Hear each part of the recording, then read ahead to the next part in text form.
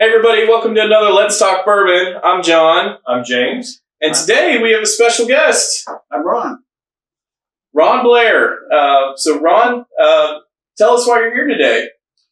Well, I wrote a book first. That came first. And then we decided to come out with an exclusive premium small batch bourbon with the same name. This bourbon has an incredible story, an entire award-winning book behind it. So Ron, you wrote a book, and then it led to whiskey. I like that story already. So tell us kind of the journey. Is that your background? You're a writer? I am. I was actually in the medical field for a while. Okay. I had a medical company. We sold total joint replacements. But then my passion was writing. So this is about my fourth work. Okay. Wow. Wonderful. And how long did it take you to complete this one? 17 years. Wow. 17 years. That's a lot of whiskey ago. Yes. Yes, indeed. So you wrote the book. Obviously, there's a tie into the bourbon. How did the connection happen? How did you get into bourbon? I was at Liquor Barn and I was signing books, and one of the buyers of the book said, I like your book, but that'd be a great name for a bourbon. And here we go. And have we mentioned the name of the book? No, we haven't. Oh, good. It's Wild Wolf, the Great Civil War Rivalry. Wild Wolf. That is a pretty cool name. It's a great name for a bourbon. I must agree. That kind of sells itself. Now, Ron, you said that there's a really kind of a passionate story that really made you feel like this had some more legs rather than just the random passerby saying that could be a great name for whiskey. There's a story embedded into the book. Yeah. You want to tell us about that? Colonel Franklin Wilford was the commander of the 1st Kentucky Cavalry. And he was wounded 7 times, had 8 horses shot from under him. He fought in over 300 battles and skirmishes. My goodness. And his nemesis was John Hunt Morgan. Now, I wish I could show this to you guys, but there's in the book, there's how many pages of different illustrations and maps? 120 illustrations and maps, and it's the equivalent of 700 pages of work of a 12 font. But I don't know if you can get this or not. Those are some furry guys. We'll go ahead and do that. Maybe I can do a close up to it. But okay. Sure. In July of 1863, this is when Lee was in Gettysburg. At the same time, his nemesis, John Hunt Morgan, the Confederate Thunderbolt of the Confederacy, they called him, and his nemesis, made another raid. And that was on purpose. That raid was to head to the north, hopefully influence the elections at the time. And he chased him 1,000 miles. He was wounded the entire time from a wound sustained by Burgess a year previously. And finally captured John Hunt Morgan near the Great Lakes, actually. So actually, he got pretty far to the north. Yeah, 1,000 miles. He was bleeding in the saddle, fainting at times. He fought in the Battle of Buckington Island, Ohio. Morgan escaped with 250 men. But he got cut off from troops arriving by rail from Cincinnati.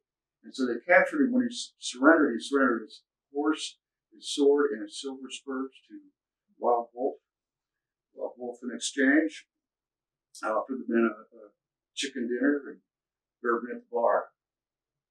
That sounds like a pretty good way to get captured to me. Yeah. Although, isn't there something saying they couldn't leave the bar? Well, yeah. That's a funny story, too. He just reminded the gentleman that they were prisoners, and if you leave the grounds of the hotel, you will be shot. Pretty fair. Fair. Yeah. Enjoy the whiskey and chicken, but don't step outside. Exactly. But what's interesting too is that, more importantly, we try to replicate what John Hunt Morgan drank. We found that out in our research. So the mash bill is in the bottle.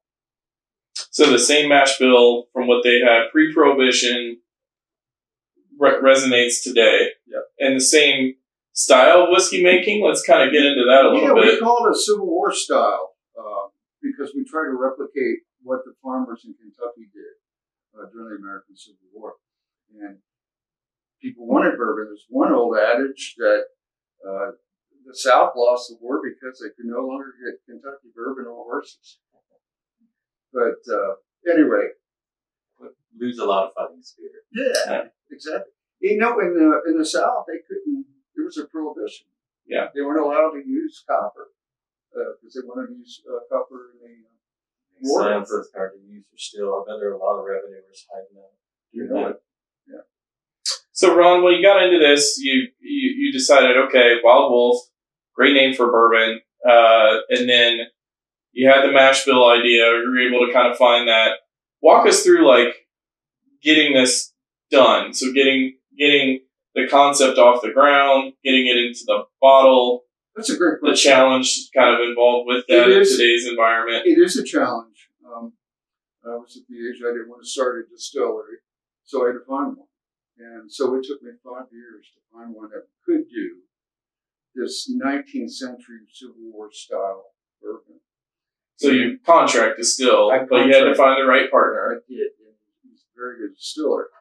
And are we allowed to state that, or is that? Yeah, sure, that's fine. Okay. Yeah. So that's with Hartfield and Company. Hartfield and Company. They're in Paris. Okay. In Bourbon County. They're the only distillery in Bourbon County. And they do a great job. And he prides himself on a lot of historical pot still style. He was already doing pre-prohibition. Yeah. Yeah. So you were already known for that, so that makes sense. Makes very, very good sense. You guys sense. would be good partners on that. The history and bourbon being from Bourbon County. Yeah. Kind of makes sense. And the yeast is also very unique in this bourbon. Kelly was able to come up with a yeast made from wild Kentucky berries on eastern Kentucky mountains. So since Wild Wolf and his cavalry, the first Kentucky cavalry, fought in the mountains a lot, we thought we would add some flavor to introduce that fact as well. It kind of makes sense to tie in with being a Civil War style because that's pre-pasture. Yeah. Us really knowing, we had an idea of yeast, but not really knowing what yeast is. And that was one of the things that made Kentucky so popular with bourbon makers is our yeast are probably some of the best yeast Let's around. be honest, a lot of times they use wild yeast. Oh, yeah, they just it was never prescribed box yeast like you see today. It was whatever's in the air is what we're making whiskey with. Yeah. So that's great. Anyway, she got this recipe on how to make this from her family. So it's been passed down through the years. Historical how long? Yeah. Recipe. Who knows what generation did it? So Ron, walk us through the mash bill then. Do you know the percentage of corn? Yeah, it's give or take 1 or 2, but it's 75% corn, 10% rye, and 15% malt. 10% rye, 15%, so higher for barley. Yeah, that's the most expensive grain. So really high corn whiskey almost. Yeah. And then the yeast propagation. And this is all done on a pot still or hybrid pot still? It's a hybrid. Okay.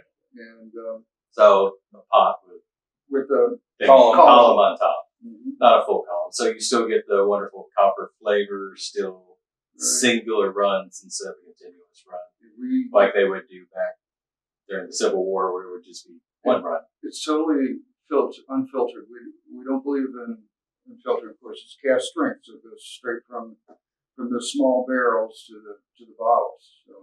Do you know much about the?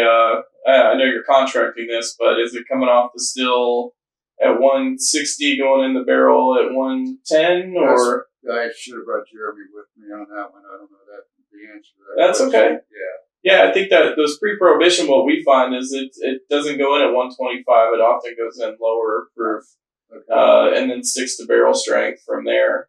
Which we're seeing a lot of that today with some of these more craft brands coming to market, trying to replicate some of the older mash bill styles. So, and I would assume so because you guys are using probably what they did back in the day, the smaller barrels. Yeah, and if you put it in too high of a proof, as it is, they do age quicker.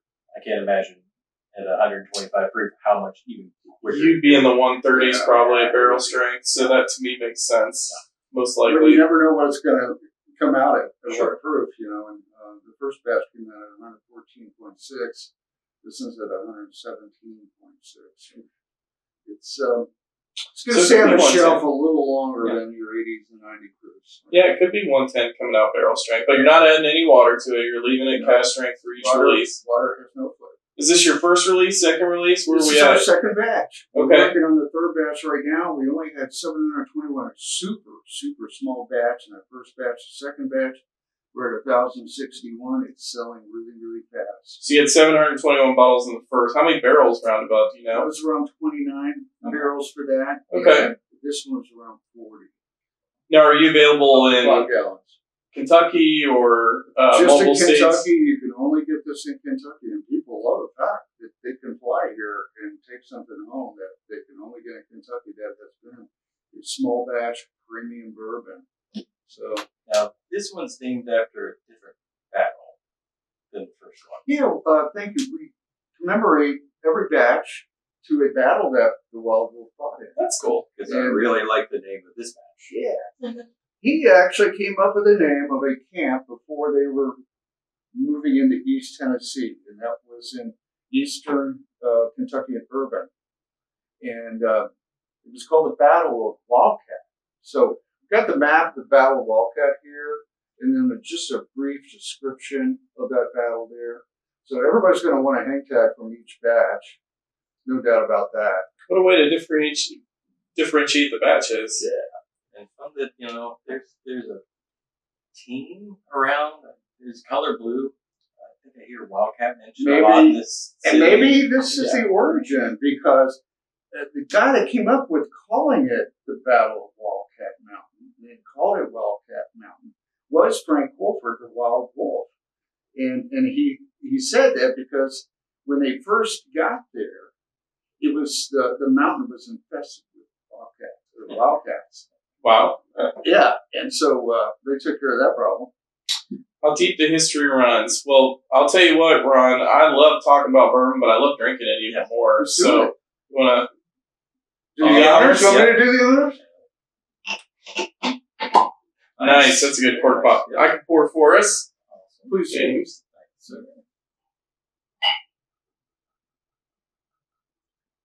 There you go.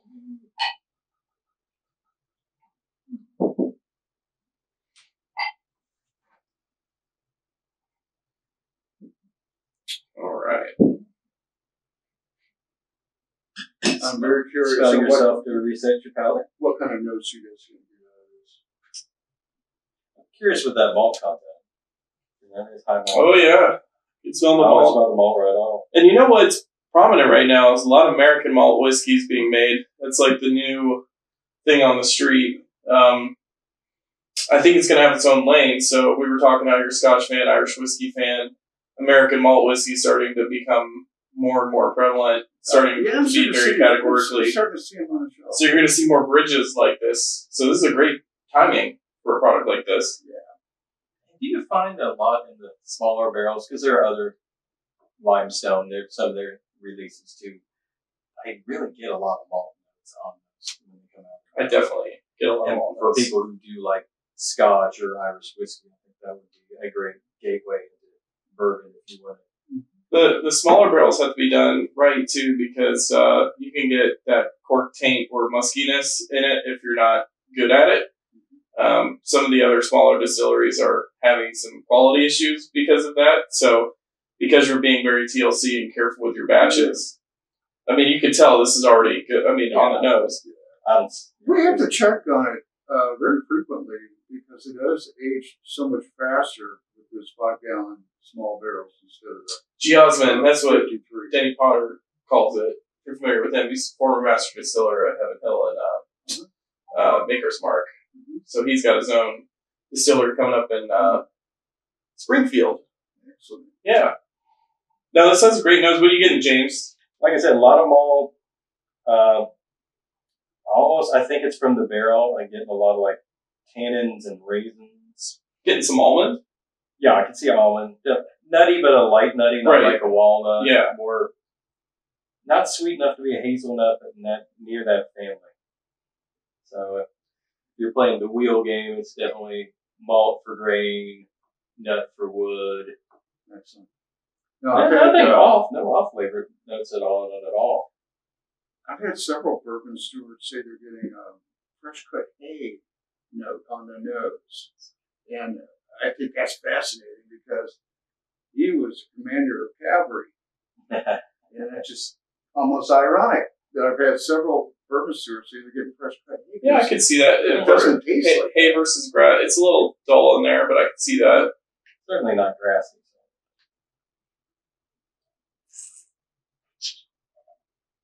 You doing that bourbon chew? Mm-hmm. Kentucky chew. Kentucky chew. It's got a great color to it. It's very viscous, which lends to that proof. Yeah. Great legs. Thanks, man. What are you getting on the front end? It sticks. Oh, my goodness, yeah. It's good. I'm getting a good hug. Actually, the hug comes later. Yeah, it takes a second or two. You get a little pat, and then it kind of tightens up. It's nice.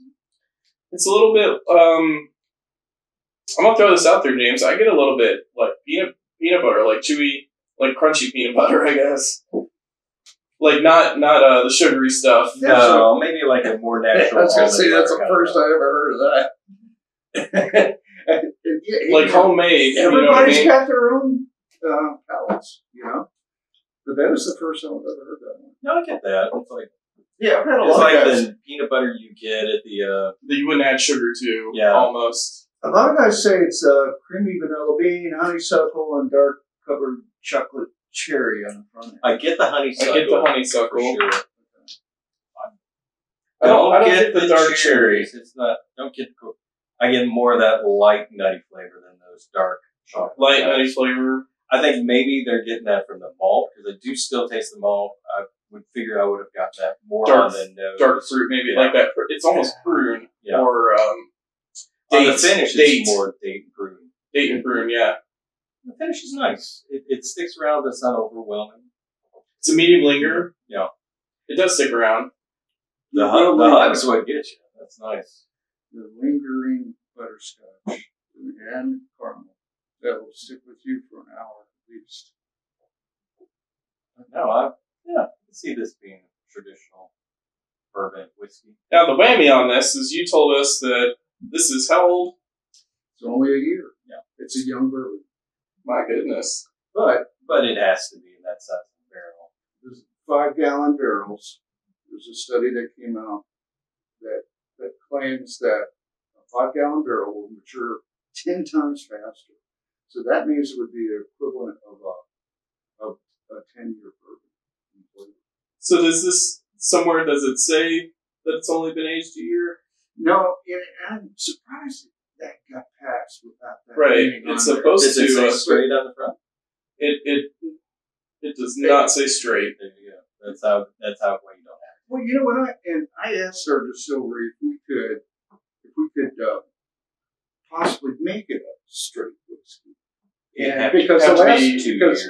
2 years. I know, but the first one was only 15 months. It was a year and a half. I'm sorry, a year and a half.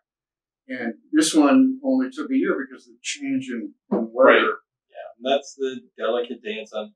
You can get some fun flavors in baby barrels, and this tastes a lot more mature than a lot that I've had. But sometimes if you get to that 2 years or a little bit longer, they can get really chewy and just eat That's too much. exactly right. That's exactly what I think. They know what they're doing out there. They make good calls. Yeah, sure.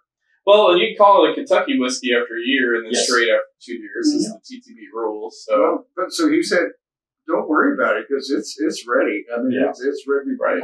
You don't have to call it American whiskey. You call it bourbon, and it's Kentucky bourbon because it's a year. That's the whole Jimmy Russell. I could put it in a wooden bucket. As long as I put it in an oak bucket right off the still and put it into a bottle. Charred oak bucket. That's pretty much what they did. But no, he said, no, we can't call it a straight bourbon because it'll mature too much if we leave it in the barrel that long. If you wait. Yeah. Just, I think the right balance for that size barrel. That's delightful. And it's reminiscent of almost like a cognac in a sense, and how viscous it is. I've had a lot of people say that. Yeah. Very much so. No, nice stuff. I think this would be a good tether for brandy drinkers, cognac drinkers, malt whiskey drinkers. I still get a lot of malt on that. No, I would say this is probably way what style they would have. Let's be honest, how many people in the Civil War waited 4, 5, 10? Those rules kind of came about when we started doing the bottled and bond, started getting into mass production. They weren't making 2-year whiskey back in the Prohibition days, pre-Prohibition days. So they wanted it right away, so.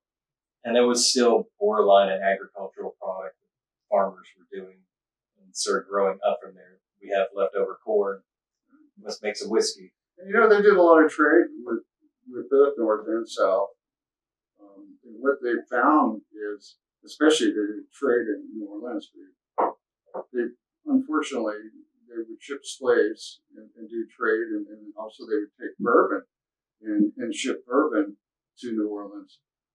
And what they found, it tasted better once it got there. Time rocking back in that boat. Yeah. So you're adding some water there, and I can get that because this has a little bit of tannic quality to it, and that's the barrel char.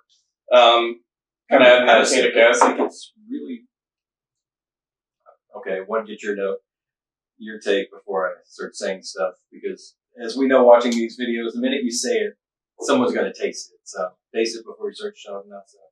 My gosh, that almost gets fruity, fruit cake, minty too. I can see that. It certainly lightens it up in a nice way. So yeah, especially that proof. That's what 117. 117. Yeah, you can add a couple drops of water and totally change the character of your whiskey. So, what was the rationale? I mean, I'm glad you did. I think if anybody's making whiskey today, they should go cast strength because that's the curve. But what was your reasoning for doing that versus like a 100 proof or 90 proof old style? There's nothing wrong with 80 or 90 or 100 proof. I mean, everybody has their own desires. That's a good question. I think what's going on right now is everybody demanding that higher proof right now. Add your own water to it. It's a sweet spot. Yeah. That's the sweet spot right now. They're saying right around 115, 117.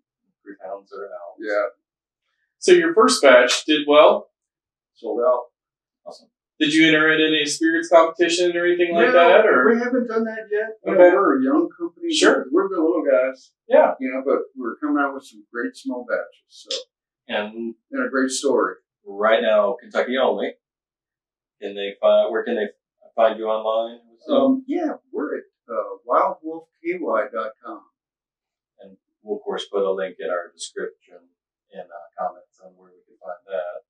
And the book is it Amazon too? Or? Yeah, it's on Amazon. Okay. Or you can go to acclaimpress.com. Wild Wolf, the Great Civil War Library. What about the bourbon today? You guys are partnering with retail. Can they get it in a gift shop somewhere? You can get it at Party Source in Northern Kentucky, Bellevue. You can get it at all the liquor bars. There's like 22 stores at this point. Party Source is pretty much must stop whenever I get there. We had a release there, a release event, and Abraham Lincoln was there. Some Civil War soldiers were there. It was a lot of fun. Old honest Dave drinking. Yeah. God bless America. So as far as Wild Wolf goes, the one question I know all of our viewers will want to know: price point. $99.99, and my friends from Cincinnati say that sounds a lot like $100. Yes, but it's not. It's not. That's the greatest marketing trick ever. And a lot of that goes into the fact that it's a small batch, very small batch. Oh yeah. Contract distilled. Only 1,061. You have this batch. Proprietary yeast. You're only in Kentucky. So for somebody visiting the state, this would be a true unicorn one-off bottling. Definitely come to the distillery, Hartfield and Company in Paris, Bourbon County. We offer tours there, and it's fun. It's just a real fun place. Absolutely. Great tie-in. Do you have the title of the next battle that's coming up for the next? It's going to be the Battle of Mill Springs. Wolford and the First Kentucky Cavalry. They fought all morning of that battle, and that's one of my favorite places to go. It's pristine to visit the battlefield. So, yeah, The next third batch is going to be the Battle of Mill Springs, commemorating that battle, which was the first Union victory. Oh, wow. Yeah. Inspired Grant to go into Tennessee as well, Fort Donelson. And Grant knew a thing or two about whiskey. So. Yeah, yes, he did. Fort Henry. So he took those two forts right after the Mill Springs. So it didn't inspire him. Well, Ron, this has been amazing. Thanks for joining us today. I think it's always fun for us to try new whiskeys and see what's going on out there, and it's such a fun story. So, what's next in the journey? I mean, is the plan to just continue contract distilling for now with your partner? We're having fun pouring bourbons, buying bourbons, and listening to people's hearing the story, and then they're sharing stories with us, but to hear their comments about how much they love this bourbon, and I'll take two, one to drink and one to. And sales don't lie. Exactly. This is I love the label. I worked for months on this label.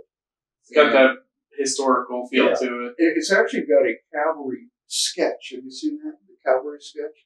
Oh, yeah. It's actually a battle that was really going on at that time.